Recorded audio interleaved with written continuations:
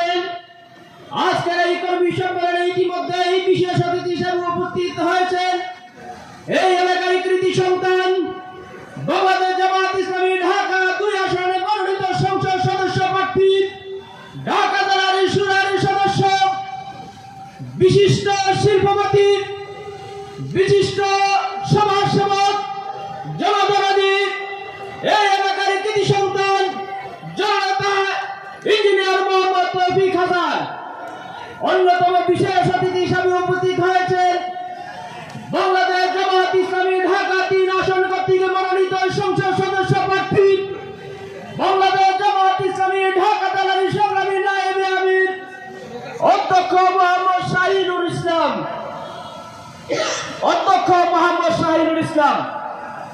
সম্মানিত বিশেষ অতিথিবৃন্দ, সম্মানিত আমন্ত্রিত অতিথিবৃন্দ, সম্মানিত আইন শৃঙ্খলা নিয়োজিত পুলিশ সদস্য ভাইয়েরা, জাতির জাগ্রত বিভাগ সাংবাদিক বন্ধুগণ, মঞ্চে উপবিষ্ট থানা এবং ইউনিয়ন পর্যায়ের সম্মানিত দায়িত্বশীল বৃন্দ, আজকের এই প্রোগ্রামে আগত বাংলাদেশ জামাত ইসলামের সম্মানিত কর্মী ভাইয়েরা, এই এলাকার সম্মানিত ব্যবসায়িক বৃন্দ, অত্র এলাকার সম্মানিত এলাকাবাসী, বাসাবাড়িতে অবস্থানরত মা বোনেরা, আসসালামু আলাইকুম ওয়া রাহমাতুল্লাহি ওয়া বারাকাতুহু।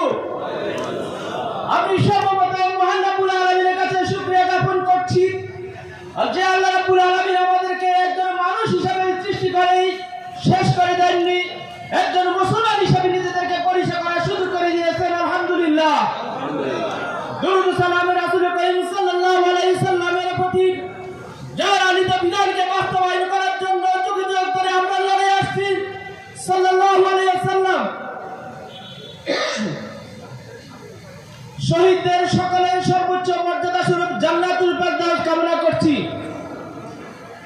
সম্মানিত উপস্থিতি, আজকের এই কর্মী সম্মেলনের পক্ষ থেকে আমি শ্রদ্ধার সাথে স্মরণ করছি গত বছরের এই সময়ে জুলাই আগস্ট আন্দোলনে যাদের নেতৃত্বে, যাদের রক্তের বিনিময়ে এই দেশ থেকে একটি প্রতিভা যে পালিয়ে যেতে বাধ্য হয়েছে, সেই জুলাই আন্দোলনের শহীদদের শ্রদ্ধার সাথে সম্মান করছি, স্মরণ করছি। আমরা দোয়া করছি আল্লাহ রাব্বুল আলামিন তাদেরকে একজন শহীদের মর্যাদা দান করুক।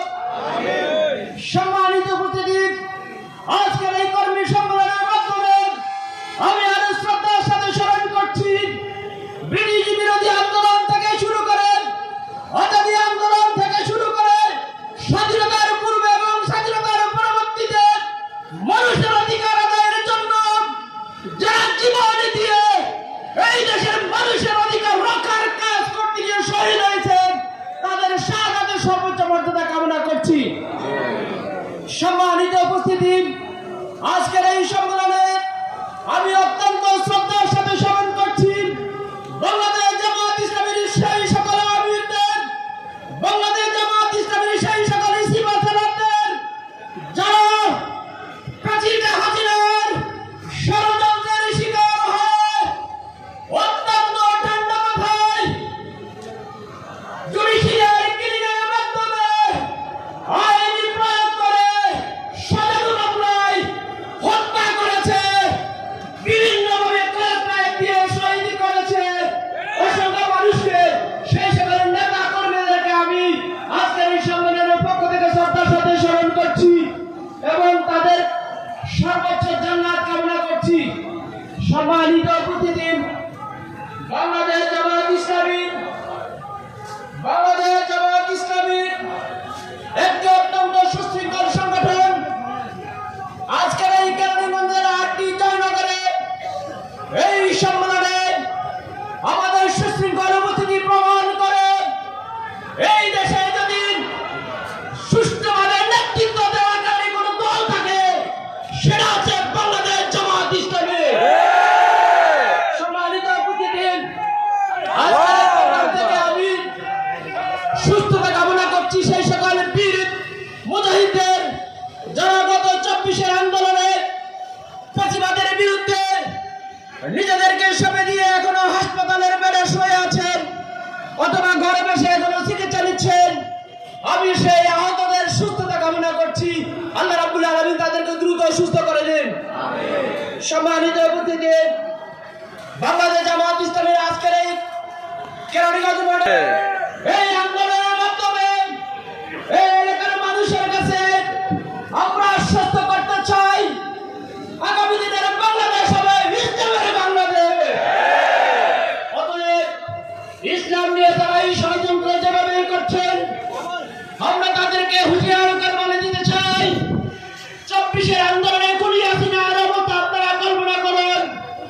এই দেশকে নিয়ে, এই দেশের মানুষকে নিয়ে যদি আর কোন ধরনের ষড়যন্ত্র হয়, আমরা খুনি হাসিনার চাইতে আরো নেকারজনক পতন আপনাদের হবে ইনশাআল্লাহ।